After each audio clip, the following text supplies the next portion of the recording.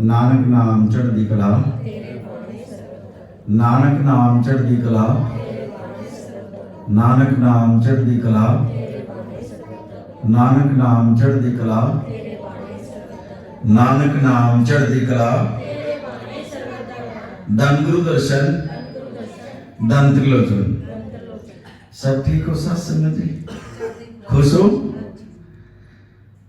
खुश तो नहीं नजर आ रहे, एक की भी हंसी नहीं निकल रही है। देखो कुछ ना कुछ दिमाग में जो ना चल ही रहा है, किसी के कुछ चल रहा है, किसी के कुछ चल रहा है। देखो जिसने बड़े भाग्य से सत्संग मिलता है, बिन भाग्य सत्संग न लगे, और बिन संगत मैल ब्रिज जरियो। इस संगत में ही बैठकर जो ना हमारे पिछले जन्म के जो आत्मा पे मैल चढ़ाया वो कटता है। बाकी कहीं मंदिर में चले जाओ, मस्जिद में चले जाओ, पूजा पाठ कर लो, कहीं नहीं कटेगा वो। संतुष्टि हो जाएगी, हम मंदिर में जाकर जोत बत्ती लगाया है, लेकिन मैल जो चढ़ रहा है ना आत्मा के ऊपर, वो नहीं कटेगा, वो संगत में आने से कटेगा। अब ये जिसने ये बुलाया है वही आवा है। अब ये देखो गुड़गांव में से आगे बताओ, बच्चे को भी फोन किया था, खिंच दिए गुरु महाराज ने। ये इश्क है, परमात्मा का इश्क है। और जो यहाँ बैठे हैं वो बैठे हैं अपना घर में, उनके भाग्य में नहीं है परमात्मा। अब ये परमात्मा आप इसको जो ना स्वरूप समझ रहे हो, और एक स्वरूप लगा दिया है, लेकिन ये सचखंड से आया, और सचखंड से आने का यहाँ बैठेगा, तभी तो आपको बुलाया है इसने, और उन्हें जीवों को बुलाया इसने जिसको इसने कुछ देना। और न बैठे अपने घर में, शरीर से दुखी है, दुआई नहीं लग रही, लेकिन नहीं आ सकते सत्संग में, परेशान है। और जिसको बुलाना है देखो आगे नहीं रुका जाता। जिसको ये परमात्मा खेच करता है ना, ये आत्मा का सच्चा प्यार है, उसको बुला लेता है चाहे कहीं पर भी हो। राजा, चलो एक कथा सुनाता हूं मैं इसके ऊपर आपको, जो परमात्मा का इश्क जिसका हो जाए। राजा हरिश्चंद्र के घरवाली तारा रानी, वो जब राजा हरिश्चंद्र का ब्याह आई तो ये राजा इतना कट्टर था, अगर वो किसी परमात्मा को नहीं मान्य करता। और ये जो है ना परमात्मा को मानने वाली थी, जैसे दिन पर नहीं रुकेगा ना परमात्मा के बगैर, ऐसे ही उस पर जो है ना तारा रानी पर जो है ना रुके नहीं गया। उसने एक शादी होने के बाद एक हफ्ता घर में जो है ना देखा, भाई ये तो परिवार वैसा मिल गया, ये तो परमात्मा को मानते नहीं है। तो अब एक हफ्ते के बाद वो तारा रानी पड़ोस में मिलने अपनी सखी सहेलियों से पड़ोस में चली गई, और उसने उनसे पूछा भाई यहाँ कोई सत्संग होता है? अब उसकी सहेलियों ने बताया हाँ जी होता है, पर रात के टाइम में होता है, रात को महाराज जी जो है ना वो सत्संग करते हैं। बोले कोई बात नहीं, अगर आप रात में जाओ तो मुझे भी लेके चलोगे? हाँ जी हम तो लेके चलेंगे, हम तो जाते हैं रात को। बोले आज रात को जब आप जाओ ना मुझे भी लेके चलना। उसने ये बात कह दी, इश्क था उसका परमात्मा के प्रति, नहीं रुका गया उस पर। अब रात में 11:30 बजे उसकी सखी आई है और उससे बोला भाई हम तैयार हो ले, हमने तो जाना महाराज जी के पास। बोली ठीक है। अब उसने स्नान किया और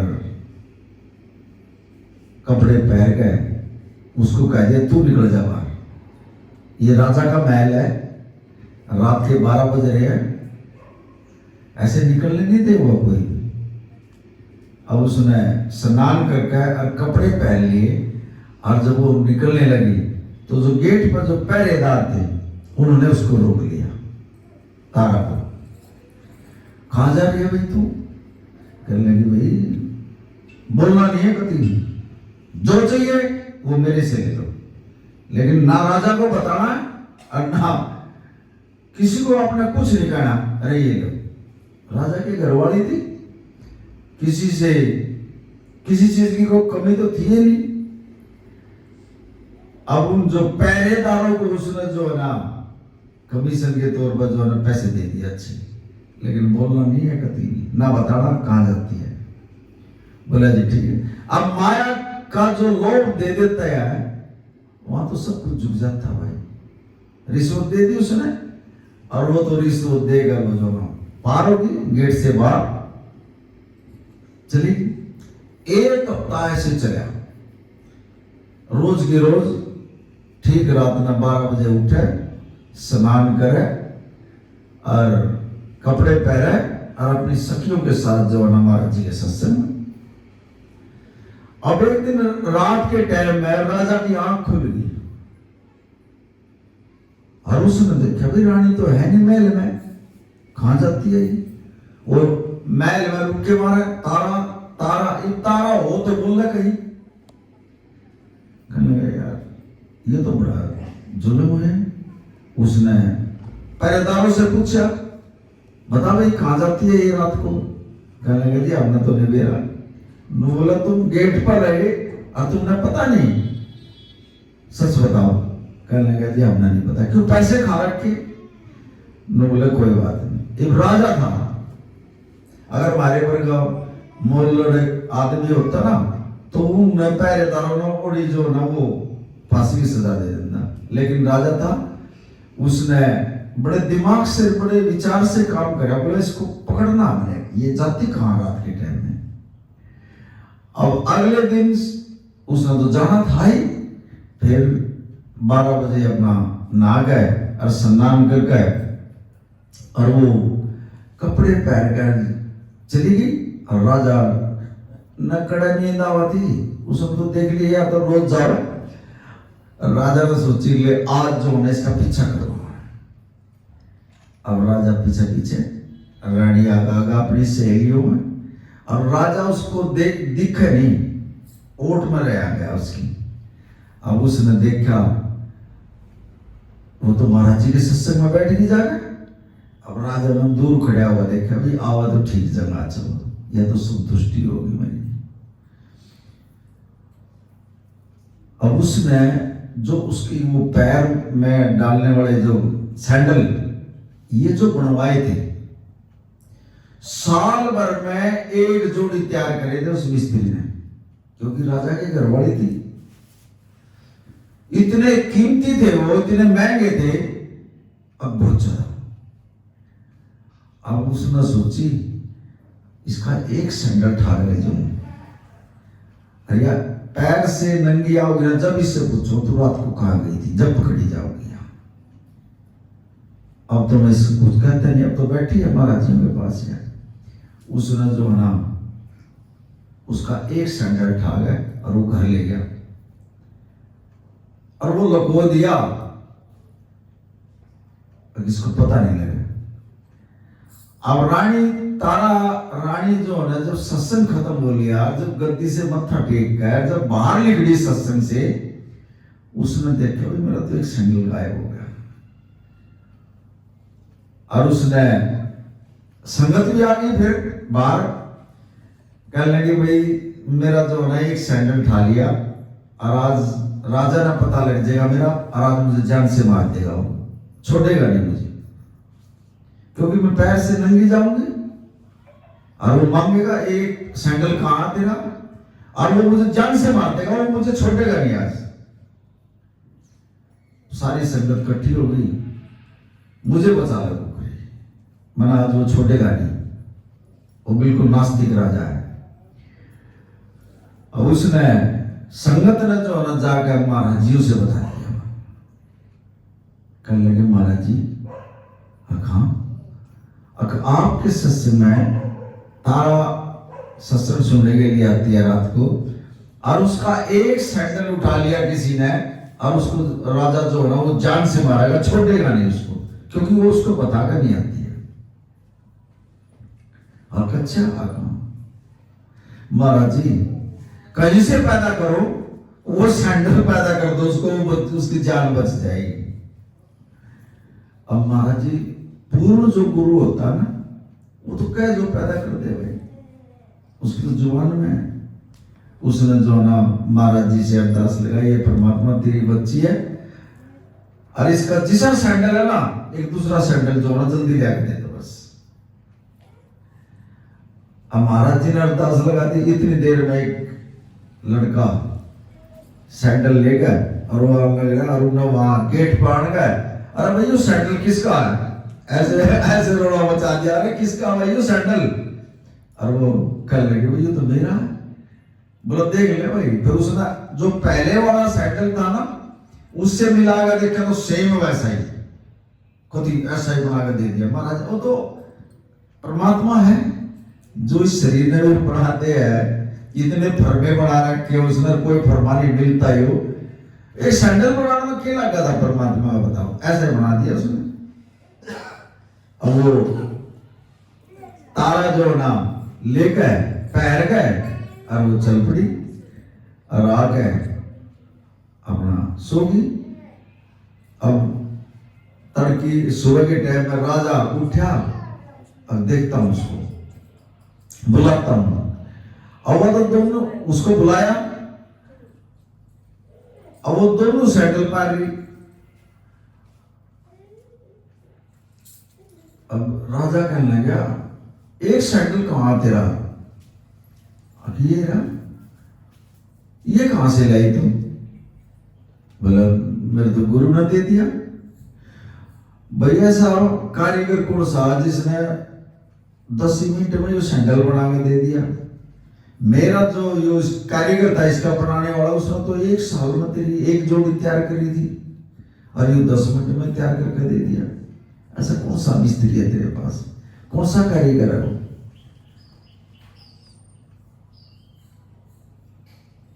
राजा कहने लगा मुझे भी मिला दे उसने। बोले आप बताओ।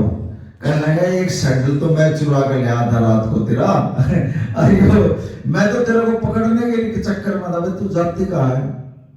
और ये तो सेम ऐसा ही सैंडल बना के दे दिए गुरु महाराज जी ने। भाई एक और जो ना उस महाराज जी से जो ना तुम मैंने भी मिला दे।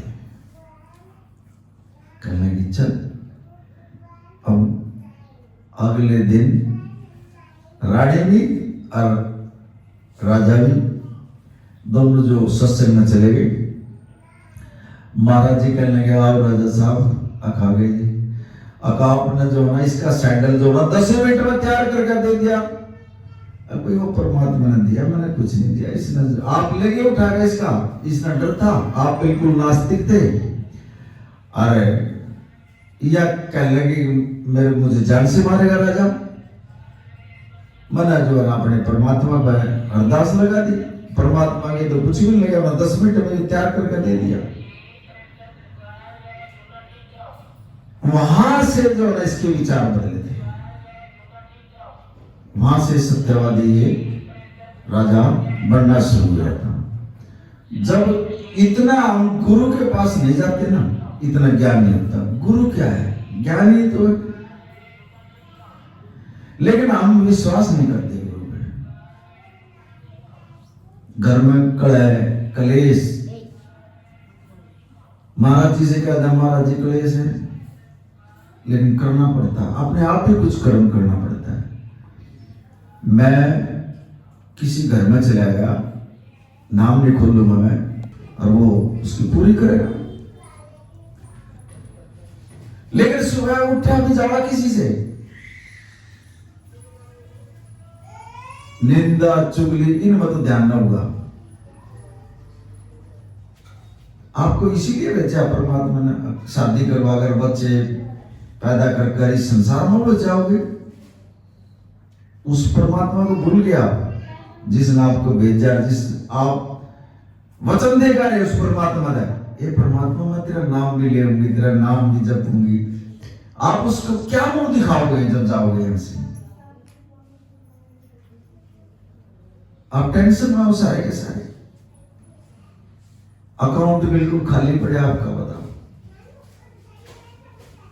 फिर 84 लाख जेल में बढ़ोगे। 84 लाख जिया जो नहीं भुगत के तो या जो नहीं मिली अलग का फिर जो ना ऐसे कर्म करने लग रहे हो खाली ये संसार के सुख भोगने के लिए लिया था हमने ऐसा ना करो परमात्मा की तरफ ध्यान दो अगर कुछ आ गए आपने बचना हो और किसी यमराज की मार से भी बचना हो तो गुरु बचा सकता है बाकी कोई नहीं बचा सकता किसी में भी हिम्मत नहीं जो बचा देगा आपके आज का जो सत्संग है ना जो यू टाइम दे रहे हो ये आपको लिखा है मिलेगा आपकी किस्मत में और इस सत्संग का फल देखिए फिर क्या मिलता है आपको जितने टाइम आप यहां बैठे हो ना ये लिखा गया आपकी किस्मत में ये और यही जो ना आपका साथ दे देगा एक सत्संग लोग भी परलोक भी संभाल दे और एक बार मुख से नाम लिया गया वो परलोक भी संभाल दे चाहे उल्टा भी ले लो लेकिन लेना पड़ेगा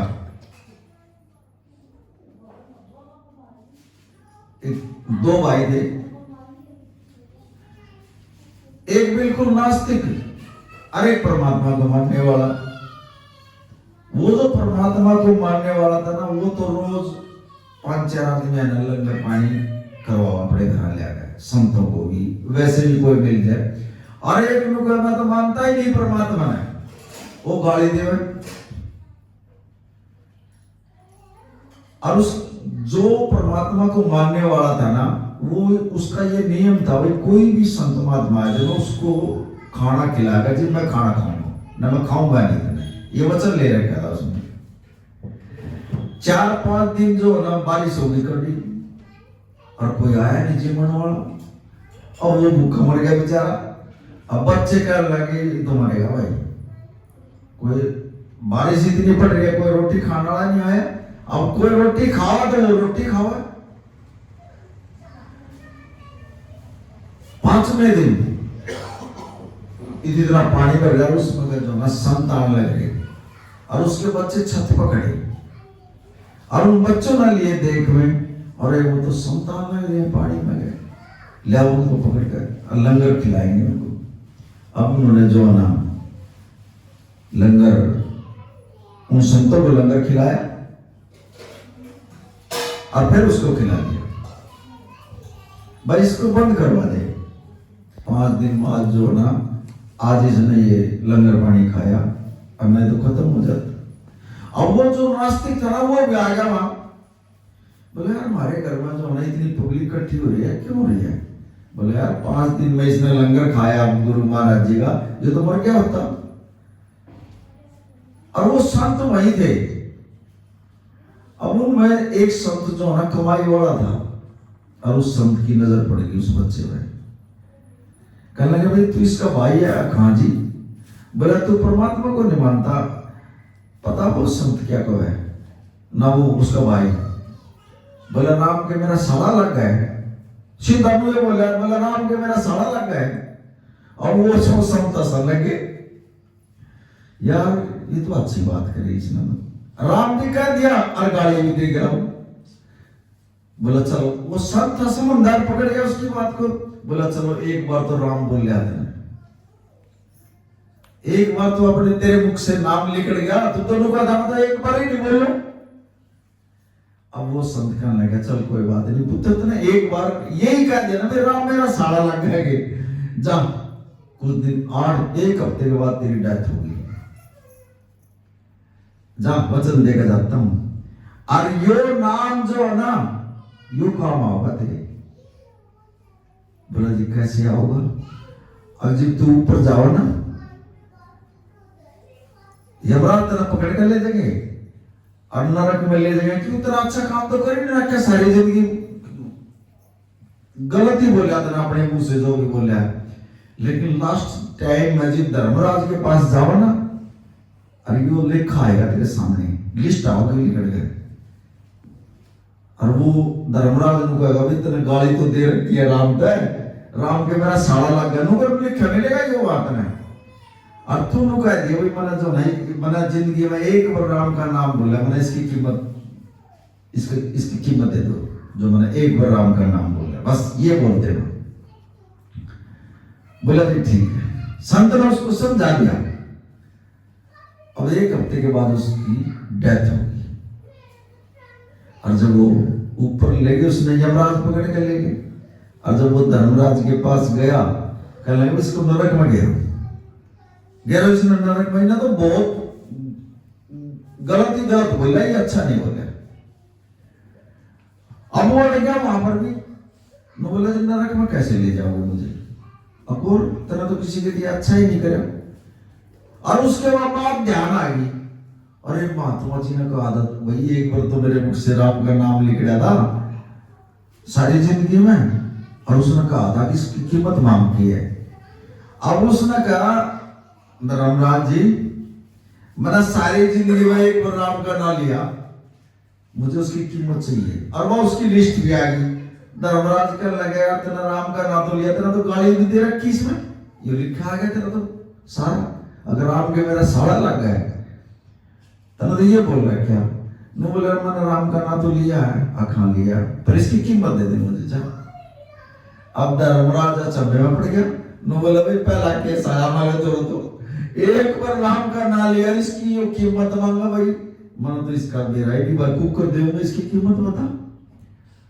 उन जो ना ब्रह्मा जी ने कहा, धर्मराज ने बोला ब्रह्मा जी आओ, केस उलझ गया तो।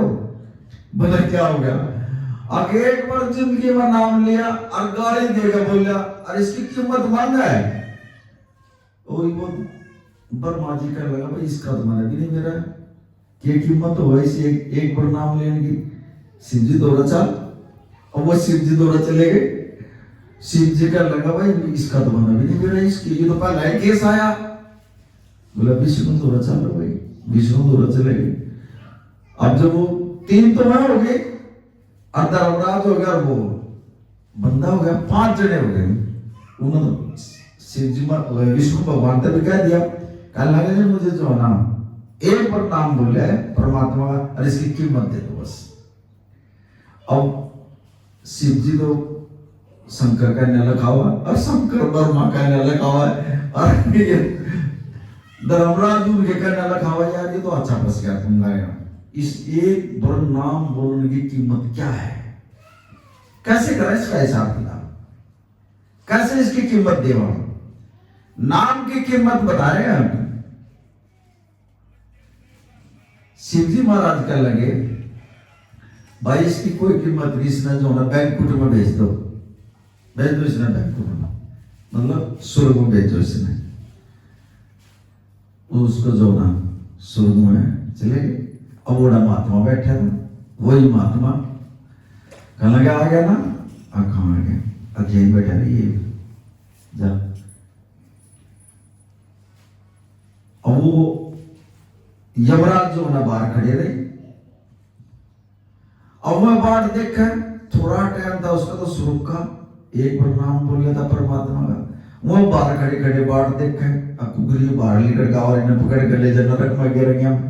वो उठाए को नहीं उड़ता है, और उन्हें जागा फिर धर्मराज ने कह दिया। यमराज ने बोले महाराज तो दौड़ी बैठ गया संत के पास, ये वो बुनियाद मार के घर ठालिया हुआ के उसने भीतर था।